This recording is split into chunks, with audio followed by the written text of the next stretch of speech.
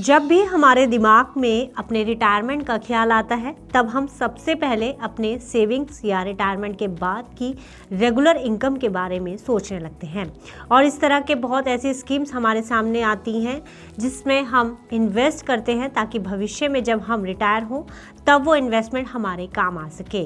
और इन्वेस्टमेंट के लिए पीपीएफ यानी प्रोविडेंट फंड काफ़ी पॉपुलर फंड है। इसमें दो तरीके के फंड होते हैं, जैसे ईपीएफ यानी एम्प्लॉय प्रोविडेंट फंड और जीपीएफ यानी जनरल प्रोविडेंट फंड। अब आप में से कई ऐसे लोग होंगे जिन्हें ईपीएफ और जीपीएफ के बारे में नहीं पता होगा। आपके मन में तरह तरह के सवाल आ रहे होंगे कि आखिर ये ईपीएफ और जीपीएफ क्या है, इन दोनों में फ़र्क क्या है, इन दोनों में से आपके लिए बेहतर स्कीम कौन सी है। ईपीएफ और जीपीएफ किन लोगों के लिए है, यानी इसमें कौन से लोग शामिल हो सकते हैं। तो इन सभी सवालों का जवाब आपको आगे इस वीडियो में देने की कोशिश करेंगे। नमस्कार, मैं हूं गुंजन मित्तल और आप देख रहे हैं मनी 9। चलिए सबसे पहले हम जीपीएफ को समझते हैं कि आखिर जीपीएफ क्या है और ये कैसे काम करता है। तो दरअसल जीपीएफ सिर्फ सरकारी कर्मचारियों के लिए होती है।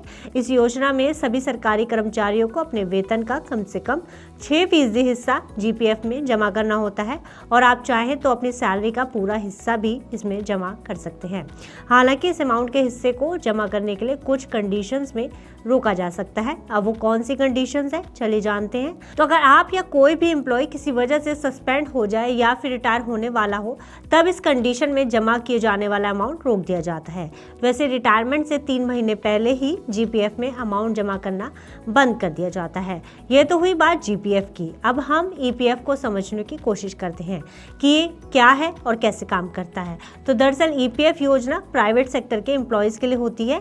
इसमें एम्प्लॉय और एम्प्लॉयर दोनों का कंट्रीब्यूशन होता है।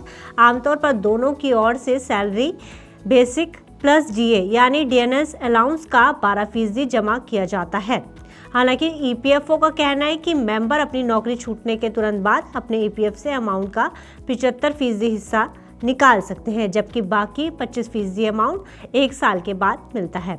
अब सवाल ये उठता है कि क्या इन दोनों फंड्स में लोन की फैसिलिटी मौजूद है।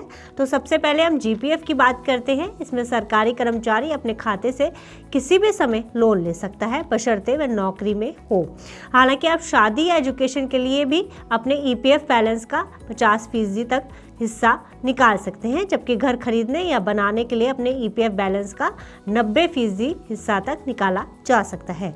अगर टैक्स बेनिफिट्स की बात की जाए तो जीपीएफ एक पूरी तरह टैक्स फ्री सेविंग प्लान है।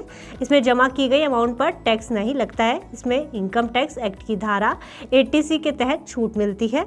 वहीं अगर ईपीएफ में लगने वाले टैक्स की बात की जाए तो ईपीएफ में भी टैक्स का लाभ मिलता है। यदि एम्प्लॉय अपने ईपीएफ खाते से पैसा 5 साल बाद निकालता है तो ये अमाउंट भी टैक्स फ्री होता है।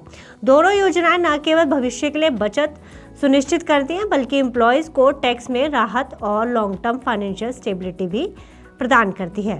तो ये रही पूरी स्टोरी ईपीएफ और जीपीएफ की। आपकी इस पर क्या राय है हमें कमेंट बॉक्स में लिखकर जरूर बताएगा और साथ ही फाइनेंस से जुड़ी बाकी खबरों के लिए आप देखते रहिए मनी 9। ग्लोबल संकेतों के दम पर कैसे खुलेंगे हमारे बाजार, क्या कह रही हैं खबरें और ब्रोकरी रिपोर्ट्स, किन शेयरों में बनेगा पैसा, बाजार खुलने के बाद क्या खरीदें, किन शेयरों को करें पोर्टफोलियो से बाहर, कैसा रहा बाजार का दिन भर का कारोबार, कैसे तैयार करें कल के बाजार की स्ट्रैटेजी। इन सब सवालों के जवाब जानिए मेरे साथ ओपनिंग बज और क्लोजिंग बज में इन वक्त पर सिर्फ मनी 9।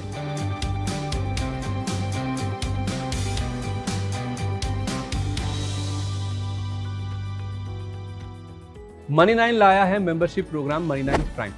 अब आपके दिमाग में कई सारे सवाल होंगे, मसलन आखिर क्या है ये मनी 9 प्राइम, आपके लिए यानी दर्शकों के लिए इसके क्या फ़ायदे हैं, और एक बड़ा सवाल ये कि मनी 9 प्राइम से आखिर जुड़ना कैसे है। तो इसकी पूरी जानकारी हम आपको देने जा रहे हैं।